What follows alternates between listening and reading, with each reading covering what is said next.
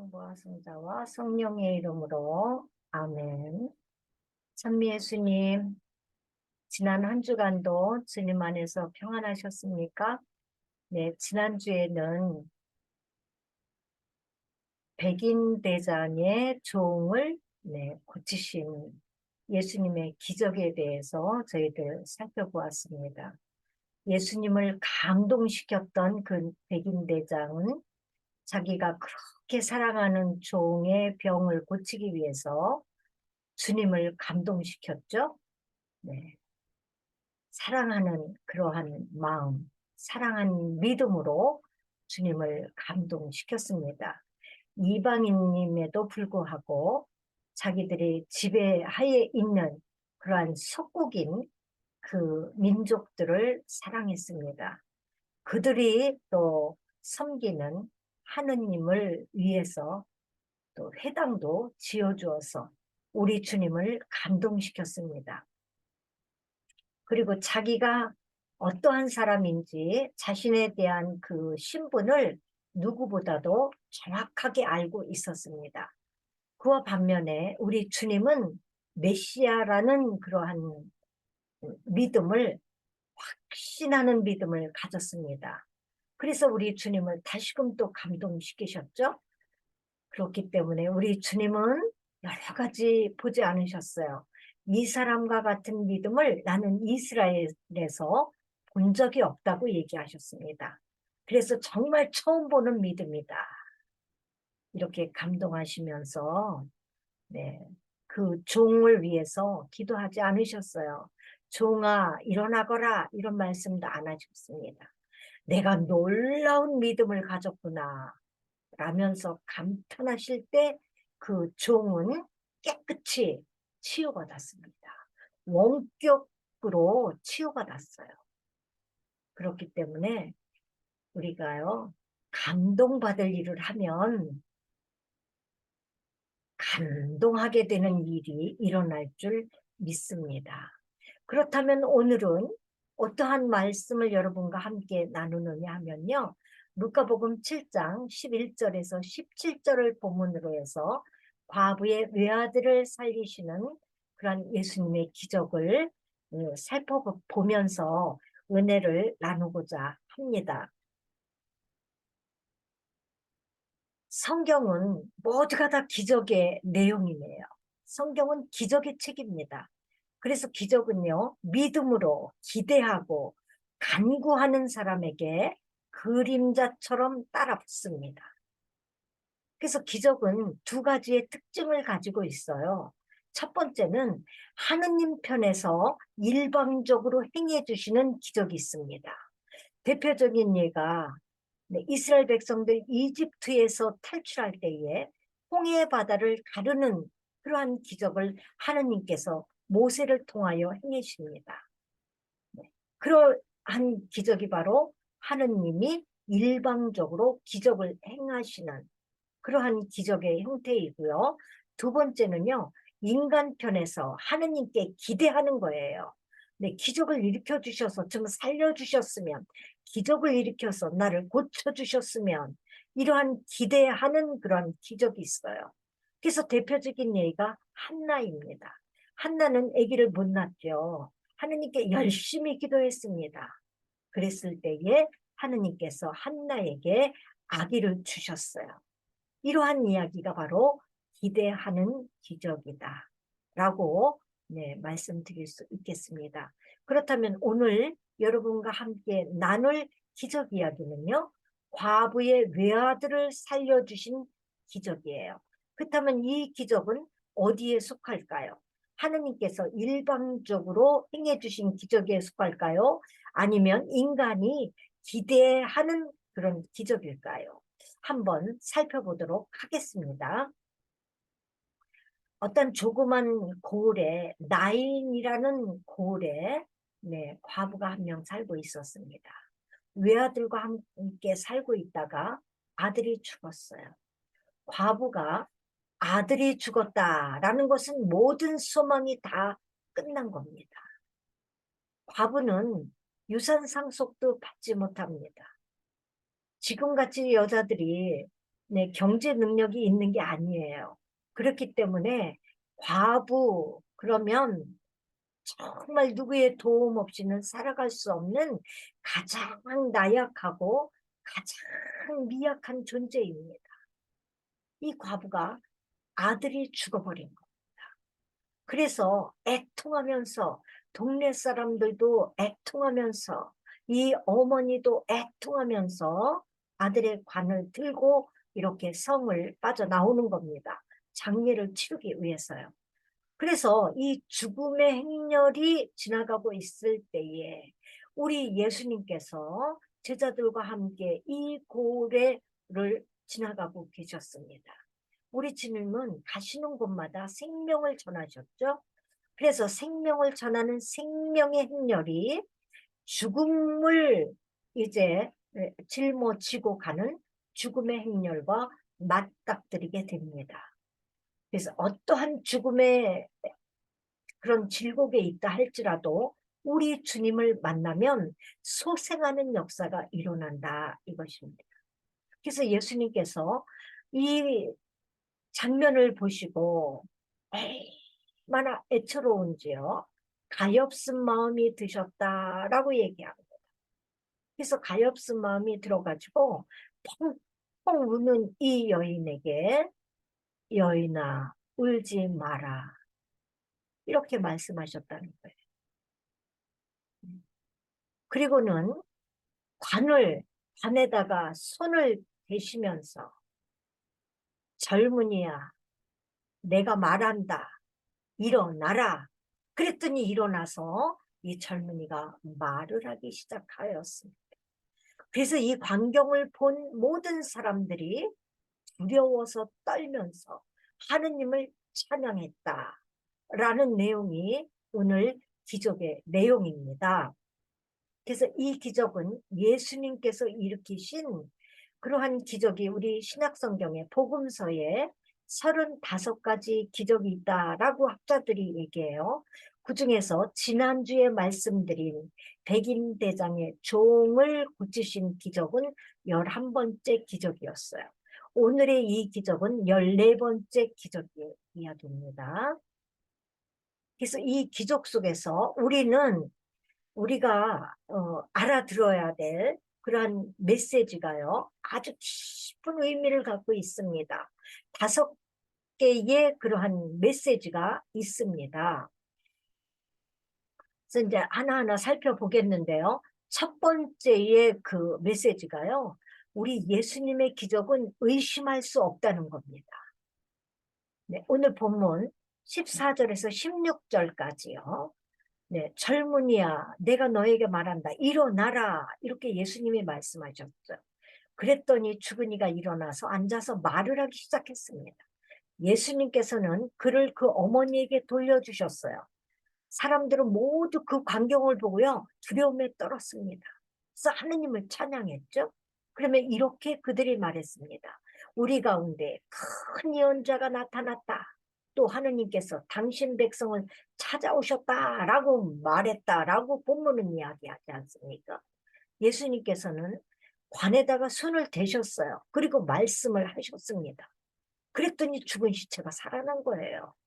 이것을 목격한 사람이 그 고을 사람 이외에 많은 조문객들이 수없이 많았는데 다 보았다라고 얘기합니다.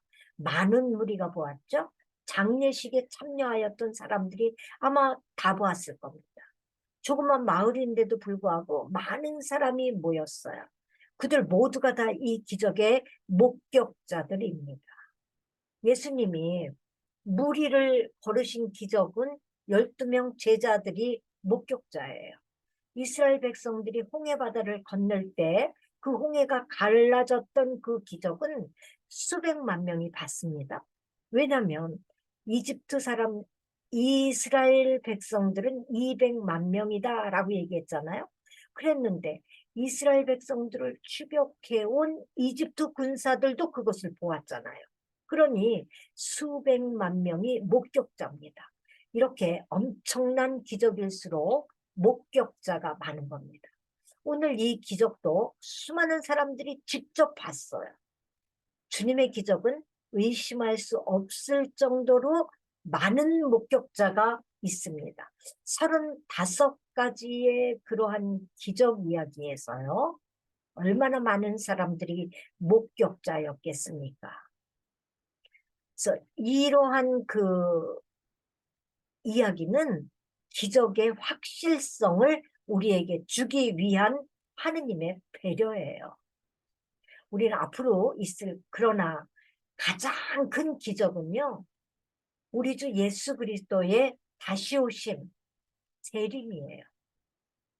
이제껏 행했던 그런 예수님의 기적도 엄청나지만 더 큰 기적은 다시 오실 우리 예수님이 오시는 것, 그것이 더 위대하고 그것이 더 엄청난 기적이라는 겁니다.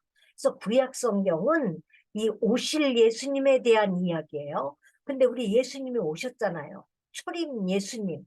그래서 구약 성경은 초림 예수님, 즉 메시아를 에 대해서 기록한 이야기라면 신약 성경은 다시 오신다고 분명히 요한복음 14장에서 말씀하셨거든요.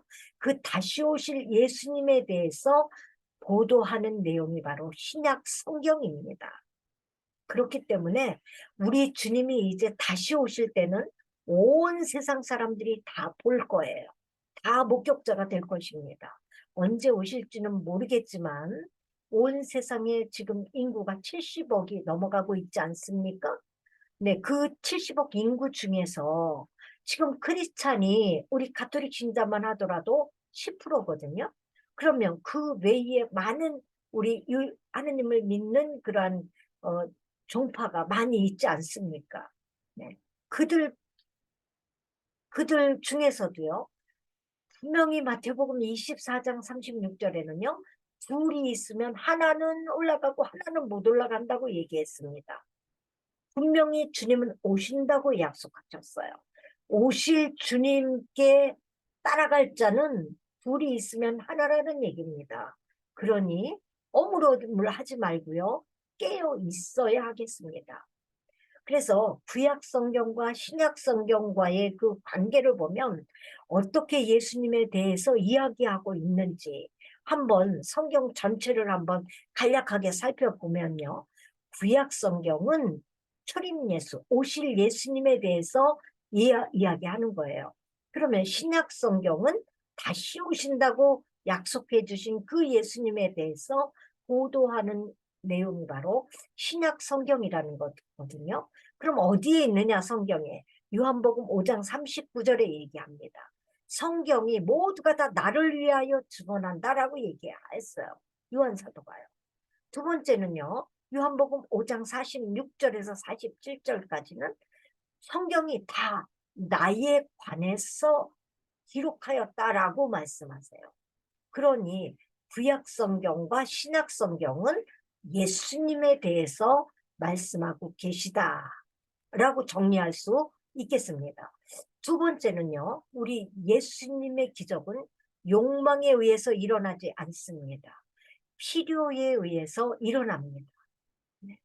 13절과 17절을 보면 주님께서는 그 과부를 보시고 가엾은 마음이 드셔서 그에게 울지 마라 라고 이루셨어요.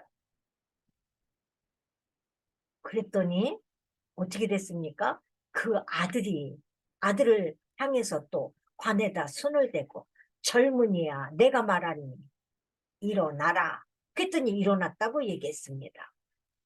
가엾은 마음이 드셨습니다.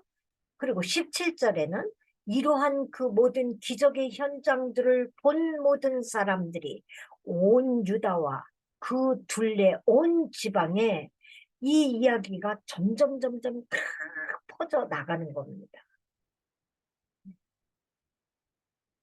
여러분, 과부라는 말이 얼마나 외로운 단어예요. 네, 그 과부에게 외아들이 있었다라고 얘기합니다. 이 얼마나 소중한 재산이죠. 아들이 재산입니다. 근데 그 아들을 잃었습니다. 그 아들이 죽었어요. 최고의 슬픔이에요. 최고의 극치예요. 최고 극치의 아픔이에요. 최고의 충격이었어요. 너무나 통곡하는 모습이 우리 예수님이 보니까 너무나 애처로워요. 그래서 우리 주님은 가엾은 마음이 들었습니다. 이 가엾은 마음이 바로 이 기적을 일으키신 동기였어요. 그래서 가엾다는 이 말은 라하밈이라는 단어인데요. 이 단어는 레헴, 자궁이라는 말에서 왔습니다. 자궁. 그러면 무슨 뜻인가? 가엾은 마음이 든다는 것은요. 우리의 본성, 그 가장 깊숙한 곳, 자궁이 가장 깊숙한, 은밀하고 깊숙한 곳에 있잖아요. 그렇기 때문에 우리의 그 은밀하고 가장 깊숙한 곳에서부터 우러나는 그러한 동정심, 측은주심, 이런 것을 얘기합니다. 예수님이 그러한 마음이 드셨다는 거예요.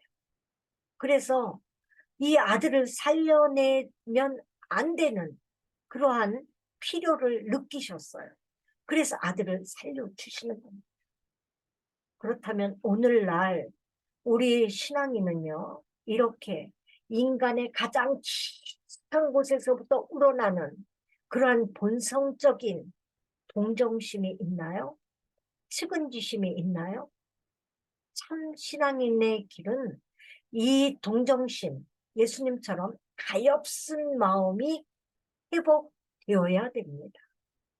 그래서 사랑을 나누고, 마음을 나누고, 생활을 나누고, 물질을 나누고, 시간을 나누고, 그렇게 되는 겁니다. 그래서 참 신앙인은 본성적으로 애처로운 마음, 가엾은 마음, 동정심, 측은주심, 이러한 마음을, 감정을 회복시켜야지만 될 줄 믿습니다. 그래서 외아들의 과부가 죽었습니다. 과부의 외아들이 죽었습니다. 어떤 죽음이 더 슬플까요? 아들의 아버지가 죽었어요. 아버지의 아들이 죽었습니다. 어떤 죽음이 더 슬플까요? 아버지가 돌아가실 때는 저 멀리 보이는 남산이 아련하게 보입니다. 그러나 아들이 죽으면 남산이 보이지 않습니다. 눈물로 가려서. 어느 현자가 한 이야기입니다. 오늘 이 주님께서 가엾은 마음이 들어서 아들을 살려주신 그러한 그 기적의 동기는 애처로운 마음, 가엾은 마음, 동정심, 측은주심, 라하밈이라는 그러한 감정에 의해서 주님께서 기적을 일으키셨습니다. 필요를 꼭 느끼셔서 기적을 일으켜 주셨습니다. 황금을 엄청 좋아하는 왕이 있었어요. 그래서 어느 날 이 왕이 기도합니다. 신이시여, 제가요 만지는 모든 것들이 황금이 되게 해주시옵소서 그랬습니다. 그랬더니 정말 들어주셨어요. 그 기도를 계속 기둥을 만지면 황금이 되고 바위를 만져도 황금이 되고 황금이 되는 거예요. 그런데 배가 고팠어요. 배가 고파가지고 밥상이 들어왔어요. 그래서 딱 숟가락을 잡는 순간 숟가락이 황금이 돼버렸어요. 밥그릇을 딱 잡는 순간 황금이 돼버렸어요. 그래서 아내에게 말하려고 아내를 딱 잡는 순간 아내도 황금이 되어버렸어요. 그래서 딸에게 밥 좀 달라고 얘기하려고 딸을 딱 만졌더니 공주도 그냥 황금이 되어버렸네. 그래가지고요, 이 왕이 신이시여 취소해 주세요. 취소해 주세요. 그랬대요. 여러분, 하느님의 기적은 욕망이 아니라 필요에 의해서 주시는 것이죠. 욕망의 응답은 혼란입니다. 그러나 필요의 응답은 축복이에요. 그래서 성경에서의 기적은 모두 필요에 의한 응답이지 욕망에 대한 응답은 아닙니다. 홍해가 갈라진 것은요, 하느님이 이스라엘 백성들을 구원하기 위해서 구속사를 이루시는데 절대적으로 필요한 기적이었어요. 오늘 이 나인 고을에 살던 과부의 외아들을 살리신 기적은요, 예수님을 전하는데 절대적으로 필요한 기적이었습니다. 그래서 오늘 성경은 이렇게 결론을 내립니다. 예수에 대한 이야기가 온 유다와 그 둘레에 온 지방에 퍼져 나갔다. 여러분, 우리에게도 필요한 것이 있다면 어떤 기적도 일어나게 하실 줄 믿습니다. 세 번째는요, 우리 예수님의 기적은 말씀으로 일어납니다. 그래서 13절에 주님께서 그러시죠. 울지 마라. 애통하면서 펑펑 우는 그 어머니에게 울지 마라 얘기했어요. 그러면서 젊은이에게는요, 관에다가 손을 대시면서 젊은이여, 내가 말한다. 너 일어나라. 라고 말씀하셨죠. 그랬더니 15절에 죽은 이가 일어나서 말을 하기 시작하였다. 라고 말씀하잖아요. 이렇게요, 여러분. 예수님의 기적은 말씀으로 일어나요. 전기를 일으키는 것은 물이죠. 네, 기적을 일으키는 건 주님의 말씀입니다. 예수님의 기적은 모두 예수님의 말씀을 근거로 해서 일어납니다. 또 일어났어요. 예수님은 네, 과부에게 울지 말라고 말씀하셨습니다. 예수님뿐만이 아니라 모든 사람들이 다 그렇게 말했을 거예요. 그런데 예수님은 울지 말라 그러고 하실 때 울지 않게 해주시겠다는 약속의 말씀이셨습니다. 똑같은 말이라도 다른 겁니다. 그러나 사람들이 울지 말라고 했을 때는 이 어머니는 자꾸 눈물이 더 나왔을 거예요. 그런데 예수님이 울지 말라고 하셨을 때는 이제 더 이상 울 필요가 없어졌을 것입니다. 이렇게 우리 주님의 기적은요, 장례식장을 부활 축하식장으로 바꿉니다. 네. 광야에서 빵 공장을 만든다. 그래도 그대로 이루어져요. 벳사이다 광야, 벳사이다 황량한 곳, 벳사이다 빈들에서요. 5천 명을 먹이고도 12강줄이 남는 기적을 행하시잖아요. 이게 빵 공장이지 뭡니까? 네. 또 이사야서 43장 1절에는 그래요. 내가 너희에게 이제 새 일을 시작하겠다. 광야에 길을 내고 사막에 강을 내겠다 얘기했습니다. 우리 주님의 기적은 광야에서 고속도로를 낸다 해도 가능한 겁니다. 사막에서 강을 낸다 해도 가능한 겁니다. 우리 주님은 다 바꾸실 수 있어요. 그래서 이제 눈물이 입가의 미소로 싹 바꾸게 되는 겁니다. 이 기적의 근거는 어디에 있느냐? 예수님의 말씀에 있는 겁니다. 네 번째예요. 우리 예수님의 기적은 가장 큰 기쁨을, 슬픔을 가장 큰 기쁨으로 바꿉니다. 15절에 죽은 이가 일어나 앉아서 말을 하기 시작했어요. 야, 죽었습니다. 얼마나 슬펐어요. 가장 큰 슬픔이었죠. 근데 그 아들이 살아나서 말을 했어요. 가장 큰 기쁨으로 바꾸는 겁니다. 예수님의 첫 기적은 물을 포도주로 바꾸는 것이었어요.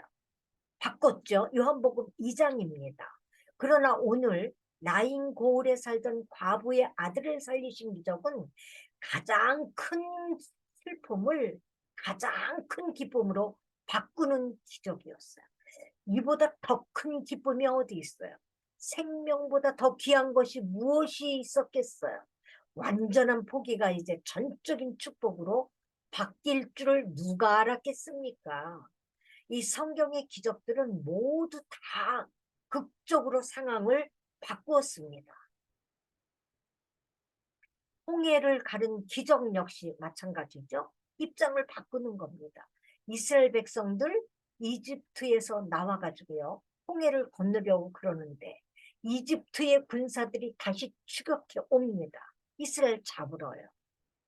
앞에는 바다입니다. 뒤에는 이집트 군사예요. 진퇴양난이죠. 그런데 하나님께서 입장을 바꾸셔요. 네, 홍해를 갈라서 이스라엘 백성들 지나가고 나니까 물이 합쳐집니다.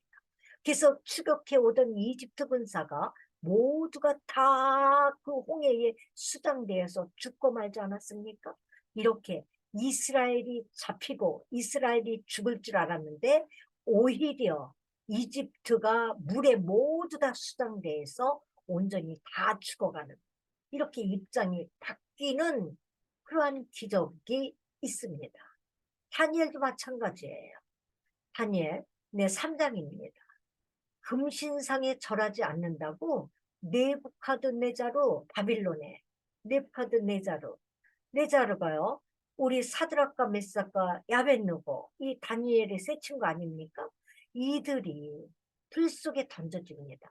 그런데 하느님께서 어떻게 합니까? 네, 천사를 불 속으로 보내세요. 그래서 그 불을 어떻게 하냐면 다른 때보다도 7배나 더 강하게 연료를 집어넣어서 뜨겁게 불을 달군 그 불가마 속에서 불을 밖으로 화기를 다 빼서 타지 않게 해주시지 않습니까? 오히려 불 속에 던졌던 그 사람들이 다 타죽지 않습니까? 입장을 바꾸는 거예요. 사자굴 속에 던져진 다니엘도 역시 마찬가지입니다. 6장에서요. 다리우스 왕 때입니다. 다니엘이 엄청나게 지혜로운 자죠. 엄청나게 영향력을 발휘하는 자입니다. 그래서 높은 대신으로 끌어올리려고 다리우스 왕이 그렇게 합니다. 그랬더니 이를 이제 모함해서 다니엘을 끌어내리려고 네, 다니엘을 이제 막 위기에 처하게 합니다. 아무리 그의 결점과 그의 허점을 찾으려고 해도 없어요. 그랬더니 이제 예배 행위를 하면 어떻게 한다고요? 그를 이제 끌어내리려고 하는 겁니다. 그래도 굴하지 아니하고 다니엘은 예루살렘 쪽에 창문을 열고 하루에 3번씩 기도합니다. 그래서 결국 이제 사자굴 속에 던져지게 되는데 하느님께서 천사를 보내서 사자의 입을 틀어막아서 다니엘 죽지 않게 살려내지 않습니까? 그런데 여기에서 보세요. 네. 사자는요, 배가 부르면 사냥을 하지 않는데요. 그리고 사자는 밀림의 왕자잖아요. 밀림의 왕자예요. 동물의 왕자입니다. 괜히 그런 게 아닙니다. 사자는 양식이 있으면은 약한 동물에게 나누어 준대요. 그래서 왕자가 되는 겁니다. 그래서 예수님은 또 우리 복음서에서도 그러지 않습니까? 네가 높고 싶으냐? 그러면 남을 섬기라. 이렇게 말씀하시더래요. 사자가 바로 그런 속성을 가졌대요. 그래서 사자는 배가 불렀던 겁니다. 그때 다니엘이 사자굴 속에 들어갔을 때 그러니 다니엘을 잡아먹을 리가 없죠. 그래서 오히려 그 다음날 다리우스 왕이 가보니까 다니엘이 죽지 않았잖아요. 그랬더니 모함했던 그 집에 모든 자녀들과 모든 사람들을 다 그 사자 굴 속으로다가 다 집어넣어가지고 뼈까지도 다 우걱우걱 먹었다라고 성경은 얘기하지 않습니까? 하느님께서는 이렇게 입장을 바꾸는 겁니다. 입장을. 과부의 외아들을 살리신 기적도 마찬가지입니다. 장례식장을 축하식장으로 바꾸는 거예요. 슬픔을 기쁨으로 바꾸는 겁니다. 죽음을 생명으로, 무덤으로 가던 자를 집으로 돌아가게 하는 겁니다. 이렇게 우리 예수님의 기적은 가장 큰 슬픔을 가장 큰 기쁨으로 바꾸는 데 있습니다. 마지막 5번째예요. 우리 예수님의 기적을 행하시는 목적은요. 하느님께 영광을 돌리도록 하려고 기적을 행해 주시는 겁니다. 16절이에요.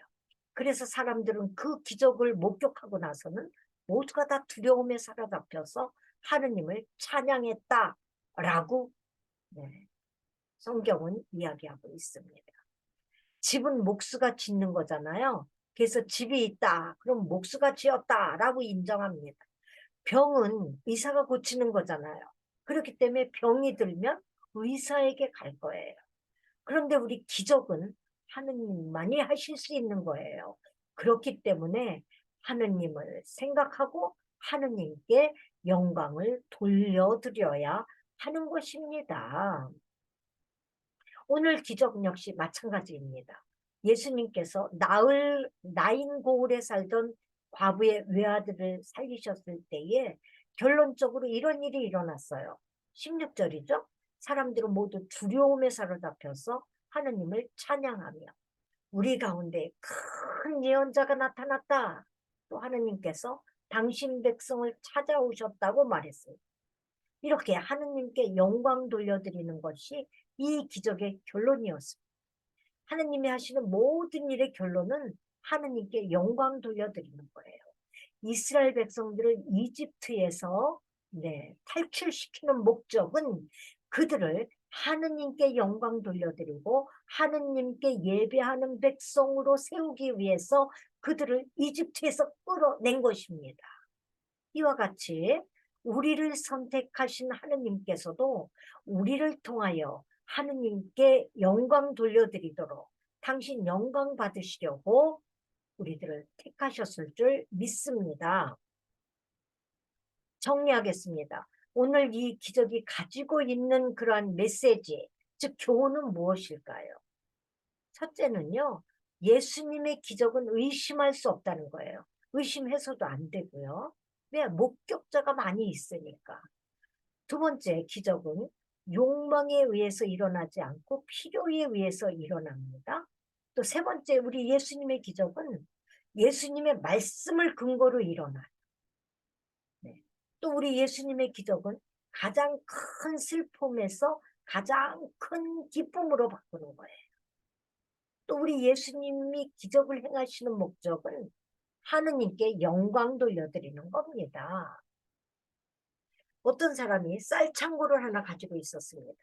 그런데 쌀이 야금야금 없어지는 거예요. 그래서 왜 그런가? 그리고 살펴봤더니 생쥐들이 들어가가지고 이 쌀을 다 냠냠냠냠 다 먹는 겁니다. 그래서 고민했죠. 이 쥐를 어떻게 잡을까?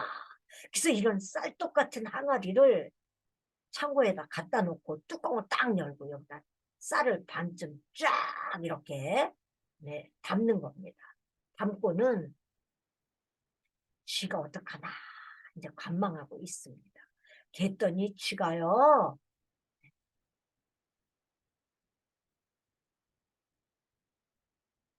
들어갑니다. 쥐가. 들어가요. 그래서 쌀이 요만큼 있으니까 쌀을 냠냠냠냠 다 먹는 거예요. 그래서 이제 옳구나 됐구나 이렇게 하고는 이 뚜껑을 덮으려고요. 뚜껑을 갖다가 여기다가 그냥 잽싸게 덮었습니다. 이렇게 덮었어요. 덮고는 아하 이제 됐다 그러고는 이 단지를 들고는요 이제 마당으로 나갔습니다.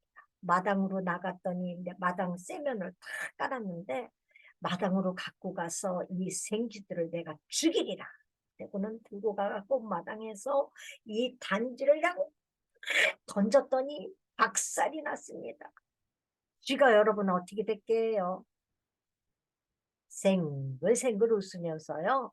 단지만 박살났지 쥐들은 웃으면서 주인을 조롱하듯이 쳐다보면서 다시 그 창고로 들어가더래요.